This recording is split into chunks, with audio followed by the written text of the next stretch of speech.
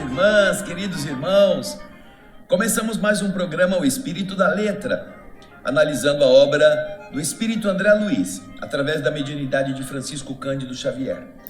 Como você já está acompanhando, o nosso programa está agora no 11º livro, Mecanismos da Mediunidade, que nós já começamos nos programas anteriores e eu aconselho você a ter o livro em mãos, porque como o livro anterior, Evolução em Dois Mundos, esta é uma obra bastante técnica e, eventualmente, os comentários que nós fazemos você pode anotar no livro ou num caderno à parte para ir acompanhando e depois pesquisar, fazer as suas investigações, até para se familiarizar com determinados conceitos, porque enquanto que o Evolução em Dois Mundos era um livro muito ligado à biologia, à medicina, à evolução dos corpos, este aqui, ele está muito ligado à parte eletrônica, elétrica, à física.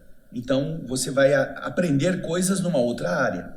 Por isso é que é bom você ter um local para anotar, ou para você mesmo que for no livro, poder fazer marcações que te ajudem.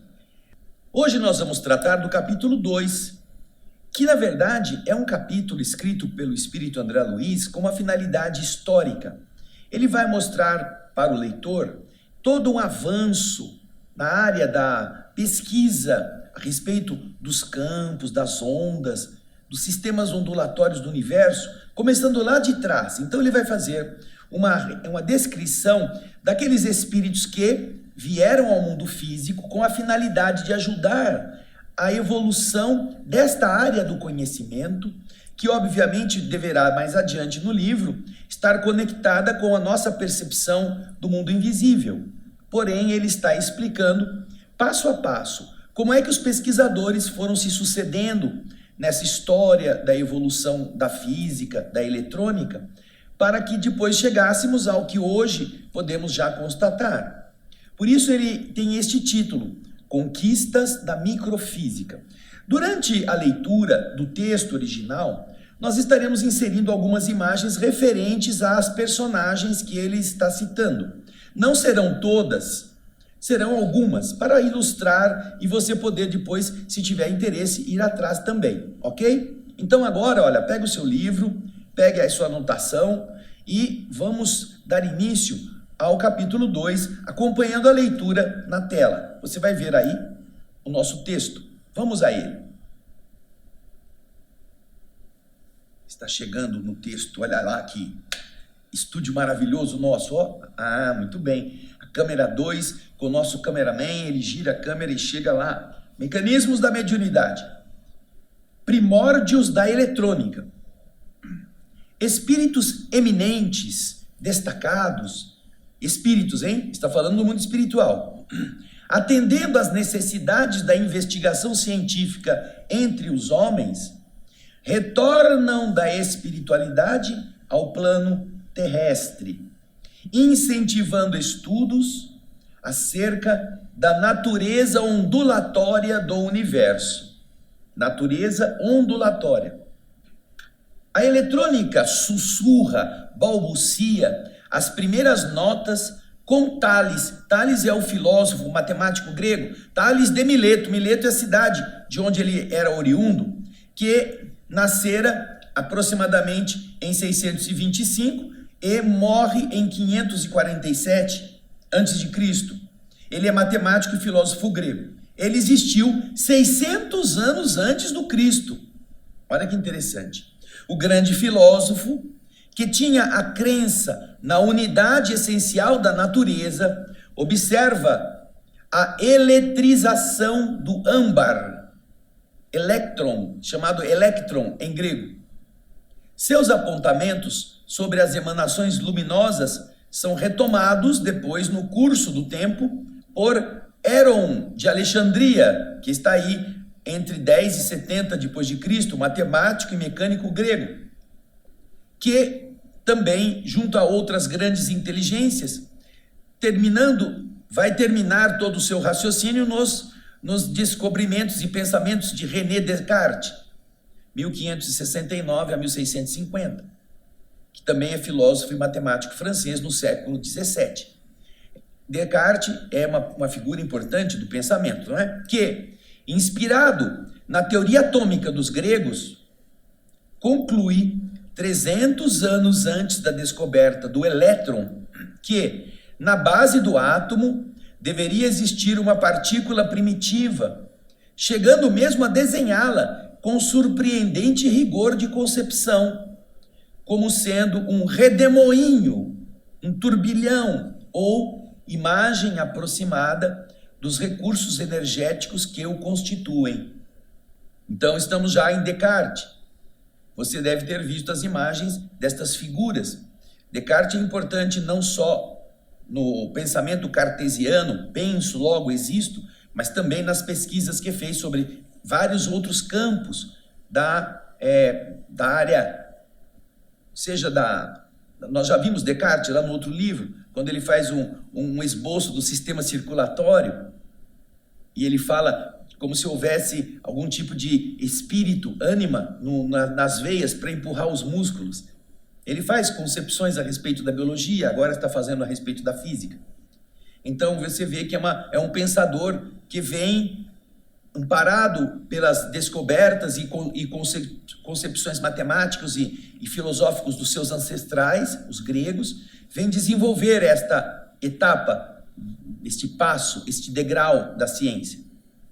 Logo após, veja, aí vem um outro importante, você acompanha o texto.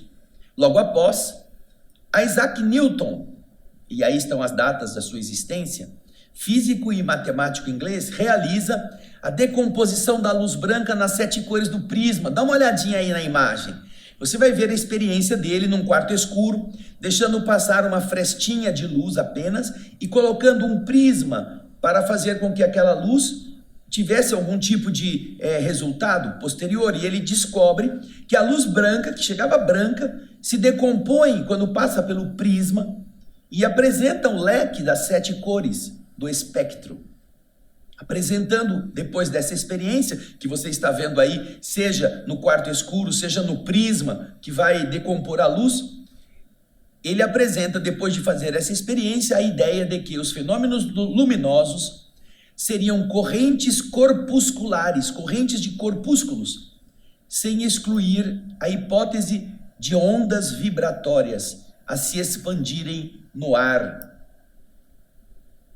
Agora depois, pouco tempo depois, nós vamos encontrar Huygens, que está fazendo, como físico e matemático e astrônomo holandês, a experimentação que o anterior estava fazendo, e defende, Huygens, defende a teoria do éter luminoso, ou chamada teoria ondulatória. Nós estamos vendo que mais ou menos todas essas pessoas estão vivendo no mesmo período, no período muito próximo. O físico Isaac Newton é de 1642, mas o Huygens é um pouquinho antes, vai viver mais ou menos na mesma época. Então um vai ajudar na continuidade da pesquisa do outro, estarão fazendo juntos, um está na Inglaterra, outro está na Holanda. Mas também na América, nós vamos encontrar pesquisadores nessa mesma direção. Vamos voltar ali, ó. Benjamin Franklin, o pai da nação americana, um dos pais, político, físico e publicista americano. Franklin teoriza sobre o fluido elétrico. Você deve saber daquela experiência que ele levanta uma pipa num dia de tempestade com uma chave, um metal pendurado na linha, e tem aquelas reverberações elétricas pela eletrificação da atmosfera. Então ele continua, André Luiz explicando, Franklin teoriza sobre o fluido elétrico e propõe a hipótese atômica da eletricidade, tentando classificá-la como sendo formada de grânulos sutis, perfeitamente identificáveis, parecidas aos redemoinhos eletrônicos que hoje se imagina. Então, este primeiro subtítulo vai nos trazer essa sequência de pesquisadores que vieram naquele tempo primitivo da pesquisa física desenvolver conceitos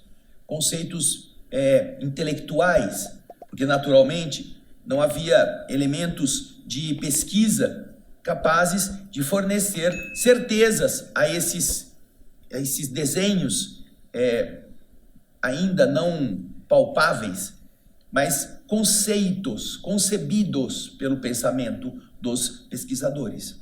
No seguinte subtítulo, nós vamos encontrar a ideia do campo eletromagnético.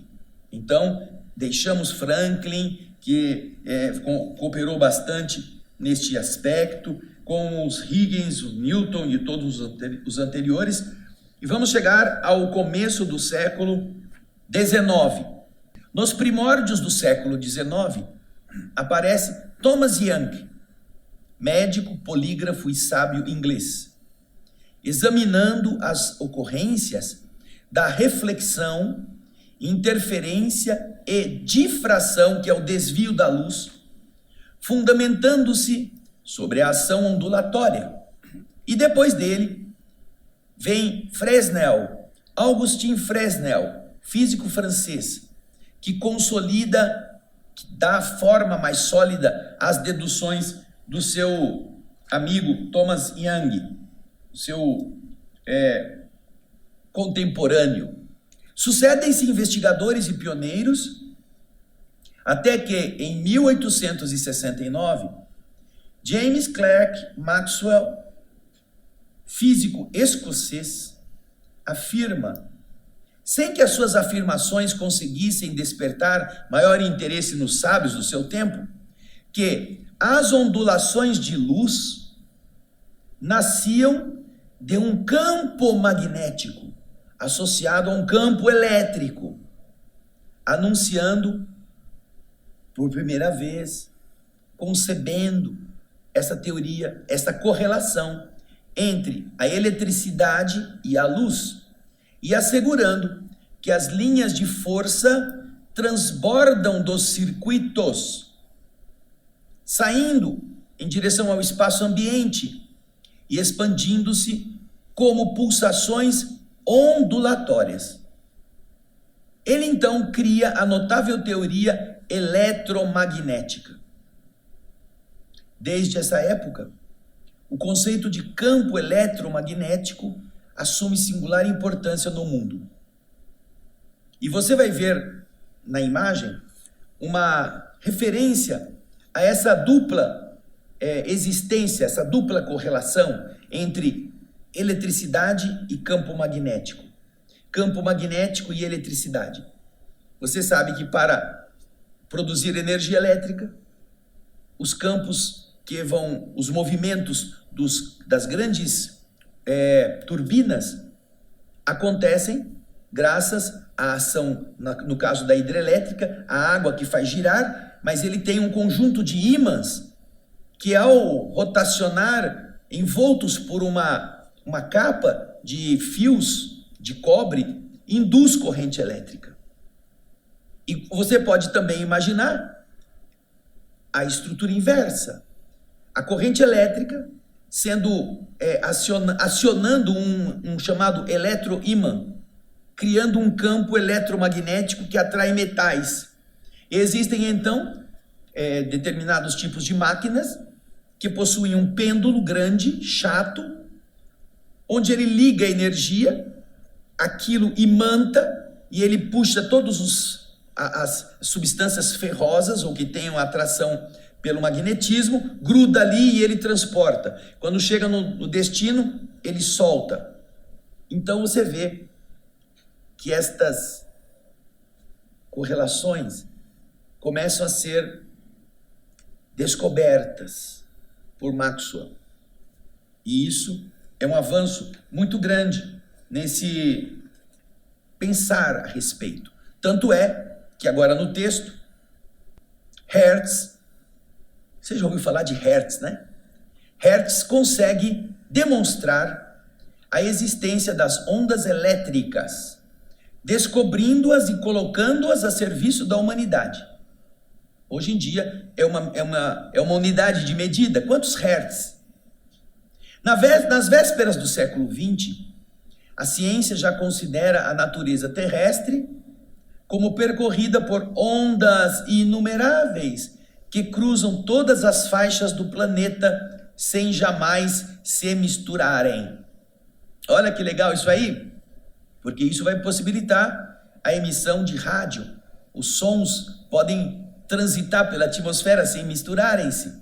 Você tem aquelas bandas que fazem a sua alegria quando você se sintoniza numa que você gosta, com música, com noticiário, e elas estão todas cruzando o mesmo éter, a mesma atmosfera, e não se interferem, não se misturam. Você precisa apenas sintonizar o número adequado da ondulação para que o seu aparelho receptor possa estar em contato com a onda que está sendo emitida. Olha que interessante. Aí continua o texto nos explicando. Entretanto, existe uma certa pergunta, uma certa dúvida, uma certa indagação que se generalizara. Reconhecendo o mundo como um vasto magneto, a Terra como um grande ímã, composto de átomos, e sabendo-se que as ondas proviam deles, dos átomos, como poderiam os sistemas atômicos gerar estas ondas, criando, por exemplo, o calor e a luz? Como é que isso pode ter origem? Já não havia mais dúvida a respeito disso, mas ainda restava a pergunta: como é que esses sistemas podem produzir o calor, a luz, o sistema ondulatório? Agora vamos chegar então ao subtítulo que vai explicar isso. A estrutura do átomo. Max Planck, distinto físico alemão, ele percebe, ele repara, isso em 1900, que o átomo, lançando energia, não procede em um fluxo contínuo. Os átomos emitem energia, mas elas não são uma energia contínua. Mas acontece que essas emissões são feitas por arremessos individuais, ou mais propriamente, por meio de grânulos de energia. Quando então ele estabelece a teoria dos quanta de energia. Max Planck então faz essa primeira investida nessa ideia de que depois a gente vai chegar na física quântica. O quanto de energia, a quanta energética que o elétron dispara quando ele volta para a camada inferior daquela em que ele está.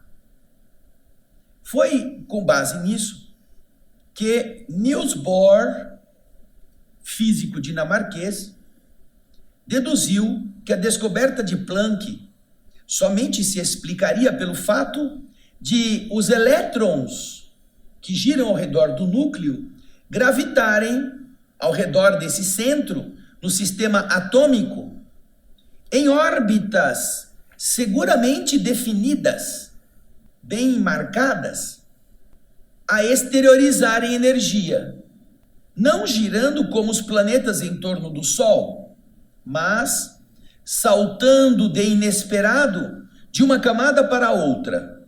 E então ele, agindo mais por intuição do que por observação, mentalizou o átomo como sendo um núcleo cercado, no máximo, de 7 camadas concêntricas, plenamente isoladas entre si, no seio das quais os elétrons circulam livremente, em todos os sentidos. Os que se localizam nas zonas mais periféricas, mais longe do núcleo, são aqueles que mais facilmente se deslocam quando eles saem da sua posição, porque eles estão mais longe, não tem tanta atração. Então, quando eles fazem isso para dentro ou para fora, eles patrocinam, eles geram a projeção de raios luminosos. Eles produzem luz. Ao passo que os elétrons que estão aglutinados nas camadas mais profundas, mais unidos ao núcleo, mais próximos do centro, quando eles mudam de órbita, eles deixam escapar raios mais curtos, que se graduam na série dos raios X. Olha que interessante. Dependendo da camada eletrônica em que o elétron se move, Os que estão mais longe produzem a luz. Mas os que estão mais lá dentro, como estão mais agitados, porque estão mais perto do núcleo, mais atraídos pelo núcleo do átomo, quando eles mudam de posição, eles emitem um tipo de energia que é diferente, que estaria na faixa da emissão de raio-x. Bom, isso tudo são pesquisas com aparelhos rudimentares, mas também por intuição, como o André Luiz está falando, certamente porque, como espíritos, esses indivíduos estão amparados por entidades amigas que estão ajudando a eles conceberem coisas que explicam as descobertas anteriores. Agora vamos continuar a ouvir André Luiz nessa emocionante trajetória. Aplicada a teoria de Bohr em variados setores da demonstração objetiva, quando testaram a teoria de Niels Bohr, ela alcançou encorajadoras confirmações. Começaram a ver que ela tinha uma boa chance de ser verdadeira. E com isso, dentro das possíveis definições terrestres, o cientista dinamarquês preparou o caminho a mais amplo entendimento dos fenômenos luminosos, entendimento da luz. Agora nós vamos ver o que acontece nesta sequência. Vem o subtítulo que você está lendo aí comigo, estados radiante, ou estado radiante e raio-x. Você está vendo que a cada subtítulo a coisa está ficando mais profunda e mais complexa. Cada vez mais chegando no núcleo do átomo. As pesquisas vão de uma descoberta a outra, encaminhando o raciocínio juntamente com a influência positiva dos bons espíritos, porque do lado de lá estão os verdadeiros cientistas que conhecem as estruturas da matéria, o seu funcionamento, então eles usam a inteligência humana encarnada para irem intuindo a um determinado caminho, numa determinada direção. Então, nesse subtítulo, vamos agora ver esse estado radiante e os raios X. A ciência da Terra, antigamente, acreditava que os átomos fossem corpúsculos eternos e indivisíveis. A ciência antiga. Elementos combinados entre si, entrelaçavam-se e se separavam, modelando formas diferentes. Seriam como vasto, mas limitado capital da vida de que a natureza podia dispor sem qualquer desperdício. No último quartel do século XIX, porém, 1875 em diante, singulares alterações marcaram os passos da física. Retomando experiências iniciadas pelo cientista alemão Hittorf, William Crookes, físico inglês, valeu-se de um tubo de vidro fechado, no qual obtinha grande rarefação de ar, fazendo passar através dele uma corrente elétrica vinda de um alto potencial. Você vai ver a imagem do tubo de Crookes. É o desenho e uma fotografia deste tubo que deu origem a esta experiência. Semelhante tubo poderia conter 2 ou mais eletrodos, chamados de cátodos e ánodos, ou mais comumente conhecidos como polo negativo e polo positivo.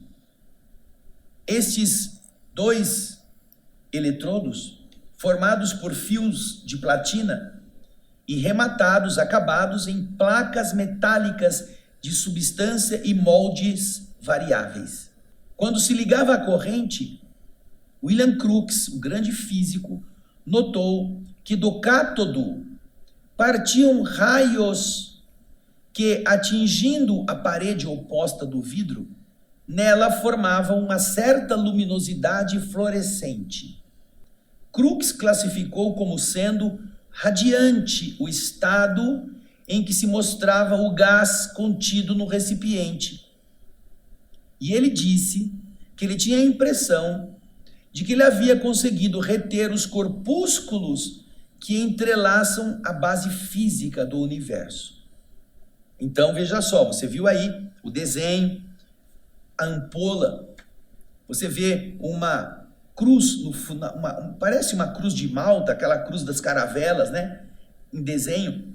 E quando ele ligava o emissor, um dos polos, os elétrons corriam e produziam como que uma sombra ou uma fluorescência no polo oposto, reproduzindo a forma daquele desenho de cruz de Malta, que você vê aí na tela. E ele então diz: eu acho que eu consegui reter estes corpúsculos que entretecem a base física do universo. Porque de verdade ele havia feito um vácuo no interior, a princípio não tinha nenhum tipo de ar ali dentro. O que passava era alguma coisa que não dependia do ar e nem estava no ar.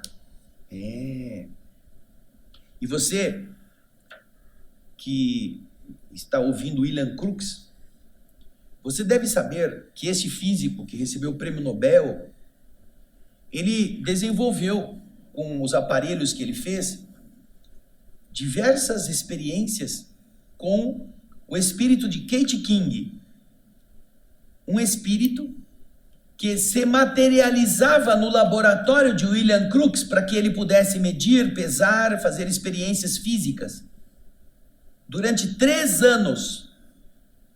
E ele escreveu um livro com os resultados das suas experiências. Kate King foi fotografada, ela se materializava usando o ectoplasma da médium, que ele fornecia essa energia bioplástica para que ela tomasse forma no laboratório de William Crookes.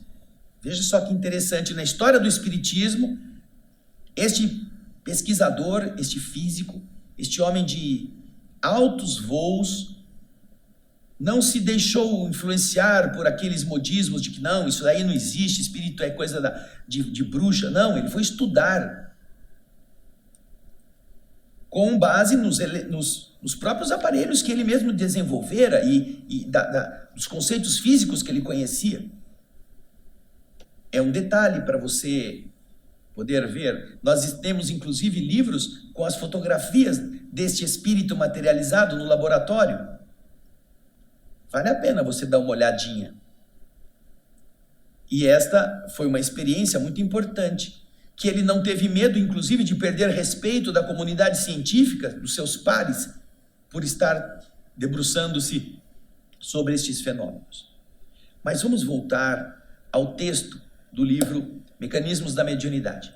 Depois que ele fez essa explicação que parecia que ele havia capturado os corpúsculos que entretecem a base do universo, depois dele aparece Röntgen, Wilhelm Röntgen, físico alemão, com esse nome só podia ser alemão, que ele retoma as investigações e, projetando raios catódicos sobre a tela metálica, aquele mesmo experimento do Crookes, Röntgen colocou a própria mão entre o tubo e uma pequena chapa recamada, uma chapa fotográfica, vamos dizer assim, coberta com uma substância fluorescente, observando nesta placa que os ossos se destacavam em cor escura na carne que também se apresentava lá, mas que estava em uma cor mais clara, se fizera transparente.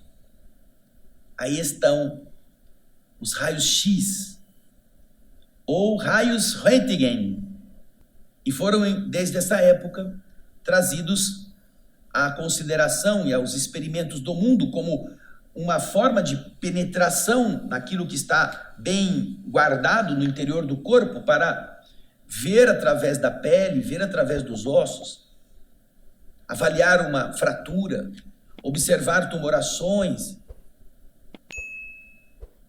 Tudo isso é um processo, tá vendo como vem uma sequência? Agora, no próximo subtítulo, nós vamos chegar no elétron e na radioatividade. jovem pesquisador francês Jean Perrin, utilizando a ampola de Crookes e o eletroscópio, conseguiu demonstrar a existência do elétron como uma partícula elétrica viajando com uma rapidez vertiginosa. Então, ficava no ar a indagação sobre a massa e a expressão elétrica dessa partícula. Qual é a massa? A gente diria vulgarmente o peso, né? A massa. E que energia elétrica ela possuía? Qual é a sua carga? Surge, porém, José Thomson, físico inglês, que estudando essas partículas do ponto de vista de um projétil em movimento, consegue determinar-lhe a massa, que é 1850 vezes menor que a do átomo conhecido por mais leve, o hidrogênio. Calculando ainda, com relativa segurança, a carga elétrica e a velocidade dessa partícula. Os apontamentos objetivos em torno do elétron incentivaram novos estudos daquilo que era o infinitamente pequeno.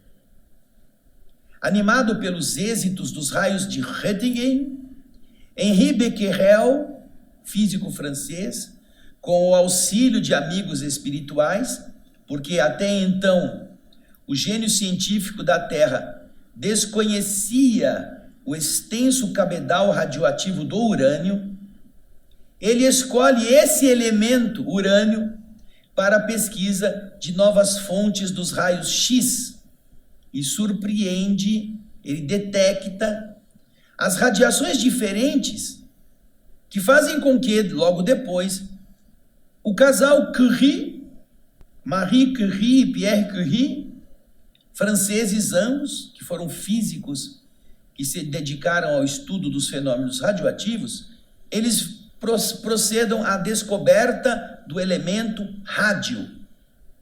Uma sequência, um bebendo na fonte que o outro descobriu.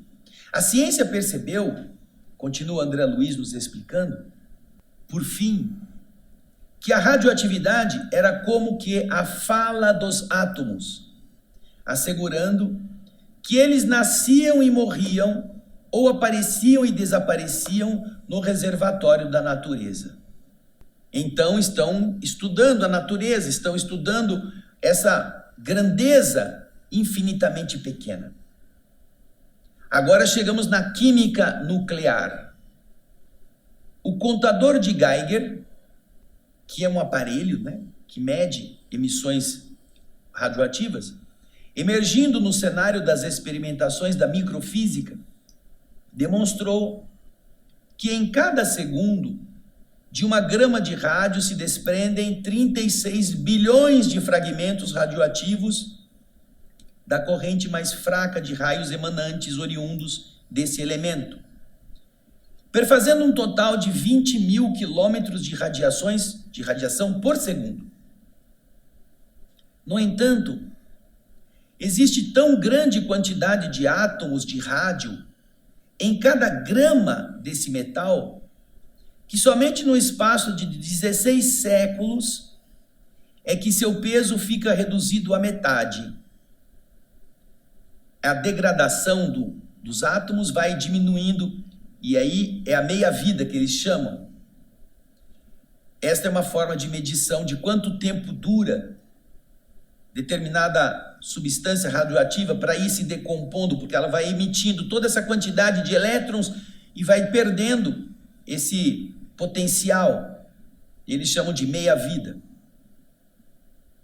Isso também é muito utilizado para o lixo atômico das usinas nucleares, que tem que ficar guardados em covas, em cavernas salinas, para evitar que a radiação continue a se expandir. Isso acontece também com o acidente de Chernobyl, quando tiveram que construir uma cúpula de contenção daquele material que está lá, emitindo radiação por séculos. André Luiz continua. Aprendendo-se que a radioatividade exprimia a morte dos sistemas atômicos, à medida que ele vai se soltando elétrons, a radiação, o sistema atômico vai perdendo energia. Aprendendo isso, não seria possível apressar-lhes a desintegração controlada com vistas ao aproveitamento de seus potenciais energéticos? A pergunta: se realmente os elementos vão indo embora aos pouquinhos, leva um tempão para aquele conjunto pequeno de grama, 1 grama, 2 gramas acabarem dissipando-se pela emissão natural dos elétrons, não tem um jeito de acelerar isso e a gente aproveitar essa energia tão intensa retida nesse pequeno corpinho para fazer coisas boas, aproveitar os seus potenciais elétricos? Lá vem a mente pensativa, inventiva. Então, André Luiz continua explicando. Rutherford, físico britânico, lembrou que as partículas emanadas do rádio, aquelas partículas que o rádio emite, não é o rádio que a gente ouve música, é o elemento rádio da tabela periódica. Elas funcionam como se fossem balas, projéteis vigorosos. Ele então fez o quê? Encheu um tubo com nitrogênio, que também é conhecido como azoto, e nele colocou uma parcela de rádio, desse elemento rádio, reparando os pontos de queda dos corpúsculos eletrizados sobre uma pequena tela fosforescente. Ele percebeu então que o rádio emitia toda aquela saraivada de balas, como se fosse uma metralhadora, e ao passar pelo nitrogênio ele produzia uma fluorescência, e essa fluorescência era captada numa tela. Era uma eletricidade captada numa tela fosforescente. Então, ele descobriu, desse modo, que os núcleos do nitrogênio, quando eram espancados em cheio pelas partículas radioativas alfa, eles explodiam, convertendo-se em hidrogênio e num isótopo de oxigênio. Foi realizada assim, de maneira calculada, a primeira transmutação atômica pelo homem, originando-se desde então a chamada química do núcleo, a química nuclear, que termina hoje com a artilharia atômica do chamado ciclotron. Sabe o que é o ciclotron? É aquela estrutura feita num grande círculo debaixo da Terra, com um acelerador de partículas, para que em determinado momento, quando elas estiverem muito aceleradas, se apresente ou um núcleo de um outro elemento, ou algum outro anteparo, para que ao chocarem eles possam explodir. E aí detectar o que está acontecendo com os diversos componentes do núcleo ou do elétron. Então, essa artilharia atômica do ciclotron, aqui em Campinas tem um ciclotron, se não me engano, chamado Sirius. Existe um grande que está na fronteira da Suíça com a França, que tem quilômetros de circunferência, gigantesco, produzindo um aceleramento muito intenso para detectar o que acontece com o núcleo dos átomos que são bombardeados. É isso que ele está dizendo. Então, essa experiência de Rutherford vai caminhar até chegar hoje com a artilharia atômica do ciclotron, estruturado por Lawrence, um físico americano, criado por esse Lawrence, a maneira de um eletroímã, onde, acelerados por uma corrente de milhares de volts, em uma tensão alternada altíssima, esses projéteis atômicos bombardeiam os elementos que estão expostos a eles, que se transformam em outros elementos químicos conhecidos, acrescidos dos chamados radioisótopos, que o casal Joliot-Curie obteve pela primeira vez, arremessando sobre alumínio a corrente menos penetrante do rádio, constituída de núcleos de hélio ou hélions. Surgiram assim os fecundos serviços da radioatividade artificial. Com isso, diz André Luiz, nossos apontamentos sintéticos resumidos objetivam apenas destacar a analogia do que se passa no mundo íntimo das forças corpusculares que entrelaçam a matéria física e daquelas que estruturam a matéria mental. É isso que ele explicou tudo isso para chegar nisso aí. Descobrir como que funciona a matéria física para que depois ele possa trabalhar, na nossa ideia, o mesmo mecanismo da matéria mental. Apesar de fazermos esta leitura dentro desse critério prévio de explicação do porquê que ele está fazendo isso, nós já anunciamos que ele vai usar estes sistemas que a física foi descobrindo para correlacioná-los com o mesmo campo que está envolvendo a mediunidade e a nossa manifestação elétrica através do pensamento. Então você tem bastante material para pesquisar, vai dar uma olhada, tudo isso que André Luiz falou é muito legal. E às vezes a gente já faz tanto tempo que saiu da escola, né, que a gente já não lembra mais desses conceitos. Porém, as pessoas que estão na área da eletrônica vão aproveitar muito esses conceitos. Mesmo que haja algum tipo de, atualmente, alguma interpretação diversa do que o André Luiz está dizendo, ele já disse lá no começo que ele está usando aquilo que naquela época, 60 e poucos anos atrás, já se conhecia. Ele está usando os estudos da época para que ele possa traduzi-los em coisas que a nossa inteligência possa entender hoje. Nós vamos deixar agora você pensando e vamos nos preparar para a semana que vem, no capítulo 3º, Fótons e Fluido Cósmico. Eu aguardo você. Muito obrigado pelo seu carinho, pela sua audiência. Envie para os seus amigos a notícia de que estamos com mais um livro de André Luiz no espírito, no sentido de buscarmos este espírito que está por detrás da letra, e a gente conta muito com você para difundir essa notícia. Você é um elétron energizado que vai sair espalhando toda a notícia para os seus amigos. Isso vai ajudar muita gente. Agradecemos muito o seu carinho, esperamos você na próxima semana. Um grande abraço e muita paz.